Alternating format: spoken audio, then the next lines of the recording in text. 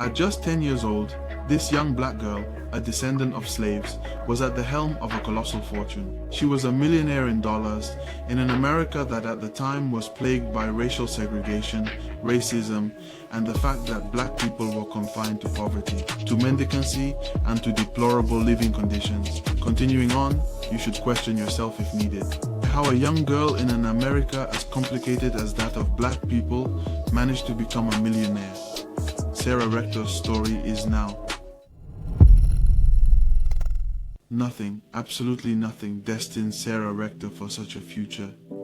She was indeed born in 1900 in a small town called Twin in Oklahoma, where there was a small Indian community known as the Creeks. But to understand the crux of this story, one must remember years and years back.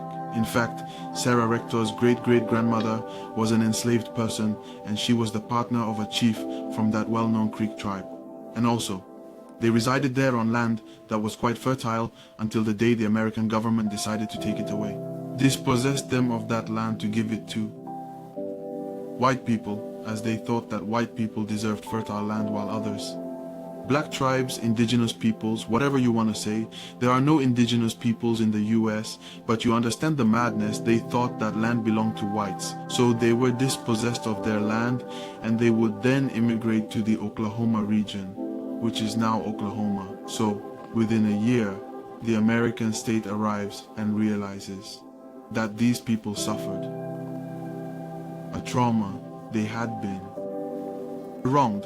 So they tried to make amends to these people, in light of all the traumas they had previously experienced. So what happens?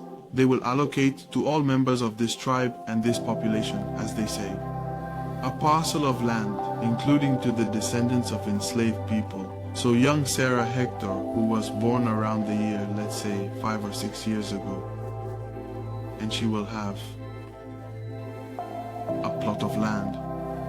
Except, we can say that the American government is driven by good intentions. Has a lot of altruism, wants to help, wants to redeem itself, but when, as we approach the vicinity, we observe it's not an act of kindness, it's rather bleak. In fact, this well-known piece of land had many restrictions. The first one is that these young tribes resided in a region where it was almost impossible to engage in agriculture, as the land was dry and the plots were unfit for farming. The second point is that we had to, as these populations who received these lands, it wasn't even a gift, they had a choice. It was, come on, take them. The populations in question were required to pay a tax on those lands. I said the context. The lands are unsuitable for farming, and the communities are not well established. So, paying tax is hard, and to crown it all, there was a law that stated that they were unable to sell them. And further, here's some context. Therefore, when at last, Zoom, that one went by, as Sarah Rector clearly stated, she was unable to use it for farming, nor could she sell it. Also, she needed to pay a tax on it. As she was a minor, her father took care of the land. Naturally, a young black man managing, it was quite complicated for him. He had one solution, he reasoned, since I can't use the land for farming and I can't sell it, I have only one option left, to rent it out. This is how he leased it to a company named Standard Oil Company, whose purpose was to exploit oil wells and places where oil could be found. For 2 years they drilled and drilled and drilled until they finally struck oil. And when I say found oil, I mean not just 1 or 2 barrels, but vast quantities of barrels. So very quickly, young Sarah Rector would become a millionaire.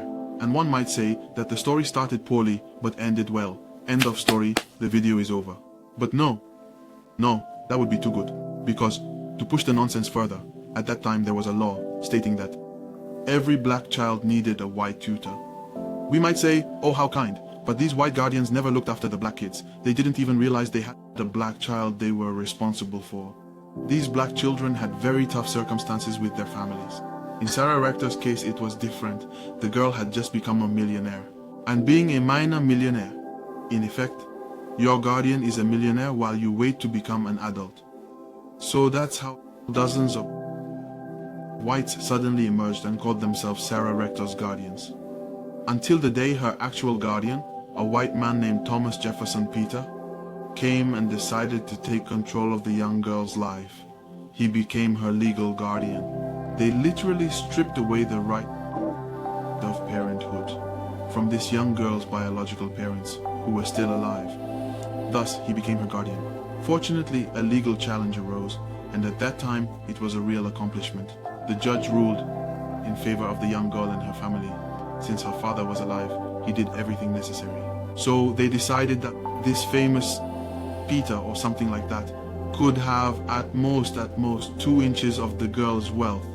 Thus, she still remained a millionaire. But that's not everything. At a time when the interactions between black and white people were outright banned, she encountered numerous suitors, both white and black, of all sorts, because she was rich. So she dodged all their Machiavellian attempts until she met a man she married. She ended her life in opulence with her family, who were in good conditions. This is the story of Sarah Rector. I hope you enjoyed this video. Please feel free to comment on what you think about this.